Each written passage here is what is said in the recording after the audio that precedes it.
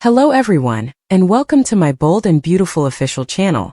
I hope everyone is having a wonderful day. Before we begin, please hit the subscribe button and give this video a thumbs up. Was Poppy's concealment of Luna's paternity an attempt to spare Finn? After over a year of waiting, we have finally learned the identity of Luna Nozawa's biological father. We now know that John Finn Finnegan is the father after Tom Starr, Bill Spencer, and Jack Finnegan all failed their DNA tests. Finn confronted Poppy Nozawa about her years of deceit in today's episode. She attempted to argue that the DNA test was inaccurate even after he showed it to her. When he held a positive DNA test in each hand, Poppy finally gave up. She originally claimed that she was never certain that he was Luna's father before acknowledging that she just didn't want it to be real and didn't want to consider it. Finn was informed by Poppy that she didn't want the infant to interfere with him. He had a nice life with Steffi Forrester and their children because he was headed for a fantastic profession. Finn lost it when she attempted to present the scenario as though she had done him a favor by leaving to raise their child by himself. We were uncertain about Finn's exact response to having a daughter in her 20s, but today we learned. Finn threw a fit at Poppy, saying that apart from having a daughter he had never had an opportunity to nurture. Everything had gone well for him.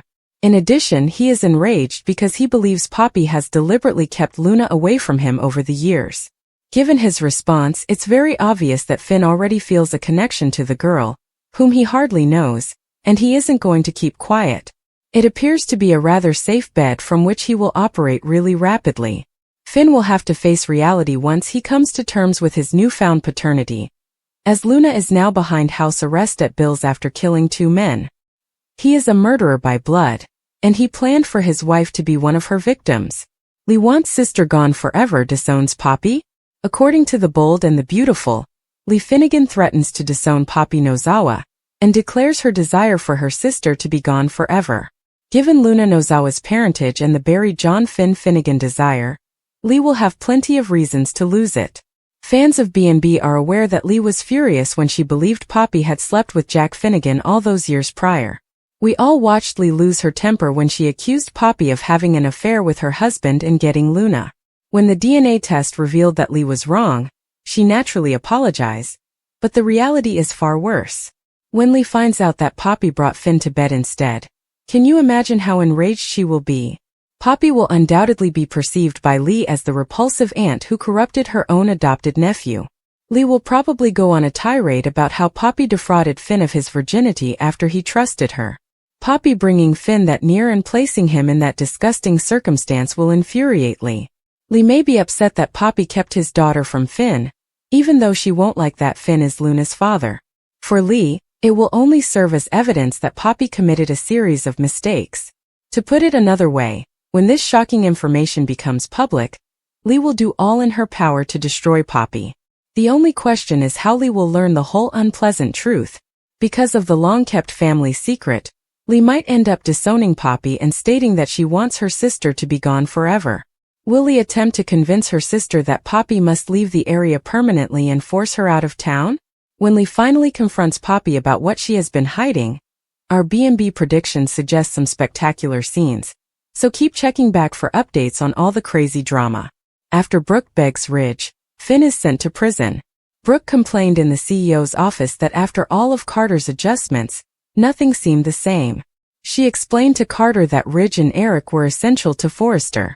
According to Carter, they were now deciding who would create the couture. Their absence is incorrect. I'm right, you know that, Brooke remarked. Although it was their decision, Carter also detested Ridge and Eric's absence. That Ridge and Eric would say they made it impossible for them didn't make sense to him. Carter went on to say, "It makes about as much sense as it's impossible for you and Ridge to be together right now. I didn't think Ridge would turn to Taylor when he offered her the CEO position," Carter said in an apology to Brooke.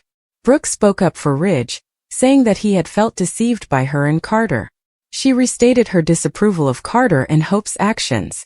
Carter questioned whether Ridge and Brooke would ultimately make it through the takeover. Later, when he was alone himself in the CEO's office, Carter found it difficult to focus. He recalled the time he had tricked Steffi and Ridge into signing the LLC documents. At Finn's workplace, he persisted in accusing Poppy of concealing the fact that he was Luna's father for all those years. Although she was aware of his feelings of betrayal, she believed she was defending Finn. She warned him that if he spoke, it would ruin their lives together, but Finn simply left. Finn wanted to speak with Luna as soon as he got to the prison, but he discovered she wasn't there. The warden refused to disclose Ms. Nozawa's location, but stated that she was still a prisoner with the Department of Corrections. Poppy didn't know where Luna was either, so Finn called her to find out. She pleaded with him not to inform anyone because she knew he hadn't gone home yet if he was at the prison. Poppy pleaded, "Don't tell Steffi that Luna is your daughter." Finn ended the call. As Steffi entered the Forrester residence, Ridge was on the phone with Justin. After he hung up, Ridge informed Steffi that Carter and Hope had acted lawfully, and that Justin had stated that his hands were tied. Steffi reaffirmed that Daphne intended to separate Hope and Carter, but she felt it would be more effective to persuade Carter that Hope and her mother were brainwashing him. They ultimately prevailed, according to Steffi, since Ridge eventually separated from Brooke and got back together with Taylor. Steffi continued, "It almost seems like it was worth it." She informed Ridge that she was going home to celebrate with her spouse because it was her and Finn's anniversary. "I'm so glad you're content. Not too long ago, we nearly lost you," Ridge remarked. "Indeed." Due to Luna, Steffi concurred. Ridge was alone himself, thinking by the fireplace, when Brooke entered via the front door. She explained that she didn't enjoy being at odds with him, which is why she had come to visit him. "I still adore you. I am aware that you share my sentiments." Breathlessly, Brooke murmured, "We cannot allow what transpired at Forrester to separate us in this manner." Ridge told the new Forrester CEO that she had sided with Carter and Hope, the company's enemies, and refused to speak with her. According to Brooke, she was unable to change that. "Actually, I was trying to return control of the business to you. For you. For Eric. For Steffi," said Brooke. She went on to say that she was attempting to make peace between the two families and never approved of it. She apologized for everything that had happened and felt she was reaching Carter. Ridge claimed that after working his entire life with the admiration of his peers and the fashion business, everything vanished just like that. He said that Brooke and his best buddy had deceived him. Ridge didn't want to discuss anything, but she told him that she was offended by how easily he went to Taylor. According to Brooke, their bond remained unaffected by everything. Brooke assured him, "Ridge, we have an unbreakable bond, and I am still willing to fight for that." She continued, "For now," while looking directly into his eyes. Luna informed Bill that Electra and Will had visited the Spencer mansion.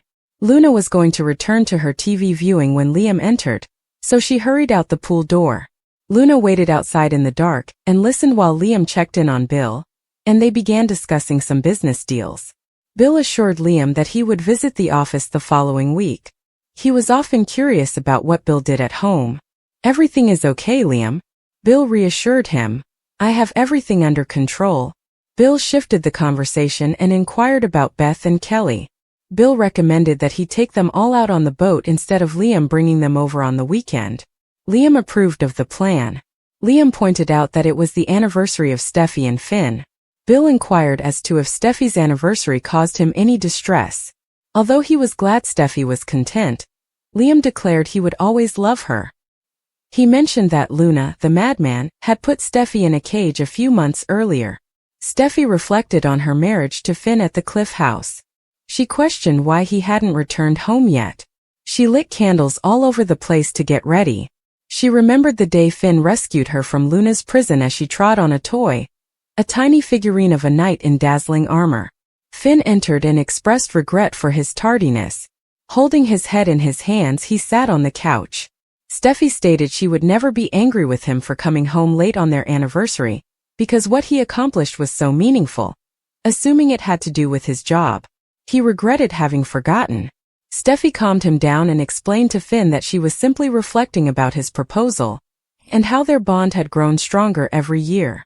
She claimed that he had saved her from his insane cousin, and that she had other, less enjoyable memories. Steffi guessed Luna Sheila. All that conflict is finally over. She said that all of those problems were behind them and that they had conquered numerous challenges. They could simply anticipate having fun with their kids, Steffi said. "I am certain that nothing will ever separate us," she continued. Finn was unable to talk. He remembered what Poppy had said about preserving the secret when Steffi asked him what was hurting him. He could tell her anything, Steffi said. I would give my life for you and the children. Don't you know how much I love our life together? Finn inquired. According to Steffi, he was beginning to frighten her. Something is important for you to know. I have to tell you something, Finn stated resolutely.